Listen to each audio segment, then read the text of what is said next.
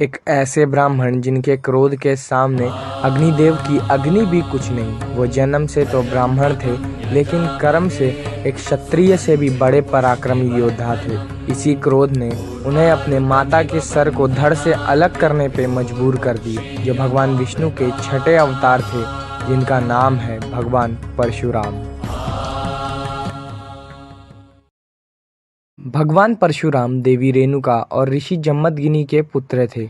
एक बार देवी रेणुका जब गंगा किनारे पानी भरने गई थी, उन्होंने एक गंधर्व को देखा, जिससे वो बहुत आकर्षित हुई और उनके मन में अन्य पुरुष के लिए काम भावना उत्तेजित हुई। जब वो वापस लौटी तो उनके पति जमदग्नि को यह आभास हो गया और वो बड़े क्रोधित हो उठे। उन्होंने अपने सभी पुत्रों से कहा कि अपनी माता का सर अलग कर दो, लेकिन उनमें से कोई तैयार नहीं था। फिर उन्होंने अपने पुत्र परशुराम से कहा, परशुराम जी, जिनके पास शिव जी से प्रदान एक दिव्य परशु था, उनके पिता का क्रोध इतना बढ़ गया था कि परशुराम जी ने अपने ही माता का वध कर दिया और साथ ही एक एक कर अपने सारे भाइयों का वध कर दिया। इससे प्रसन्न होकर उनके पिता ने उन्हें कुछ मांगने को कहा। आप पुनः मेरी माँ और भाइयों को जीवित कर दें। उन्होंने फिर से अपने परिवार को जीवित किया।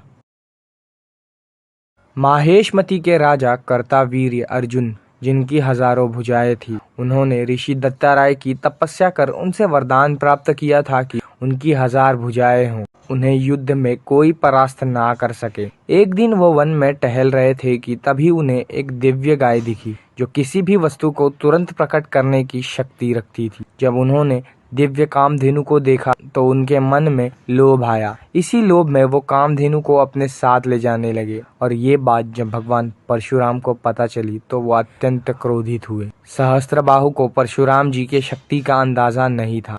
वो परशुराम जी से युद्ध में लड़ पड़े, पर उन्हें क्या पता कि परशुराम जी जैसा बल उनके पास कहाँ था। परशुराम जी ने सहस्त्रबाहु की बुझाए और उन्हें मृत्यु के घाट उतार दिया। सहस्त्रबाहु के पुत्र अपने पिता के मृत्यु से अत्यंत क्रोधित हो चुके थे। परशुराम जी अपने पिता के कहने पर तीर्थ यात्रा पर चले जाते हैं। इसी का लाभ उठाकर सहस्त्रबाहु के पुत्र ऋषि जमदग्नि के आश्रम आते हैं और वहां ऋषि जमदग्नि की हत्या कर देते हैं, जिसे देखकर देवी रेणुका इतने जोर से परशुराम जी को पुकारती है कि उनकी आवाज परशुराम जी तक जा पहुंचती है। जब परशुराम जी वापस आते हैं तो देखते हैं अपने पिता के मृत शरीर को। अपनी माता का कथन सुनकर परशुराम जी इतना क्रोधित हो जाते हैं कि उनके अंदर इतना अग्नि प्रज्वलित हो जाता है कि वो अपने क्रोध पे काबू नहीं पाते। क्रोध में आकर परशुराम जी सहस्त्रबाहु के पुत्रों को मार देते हैं और कहा जाता है कि परशुराम जी ने उनके 21 पीढ़ियों का नाश कर दिया था। इसी से उन्होंने एक खून की नदियां बहा दी थी।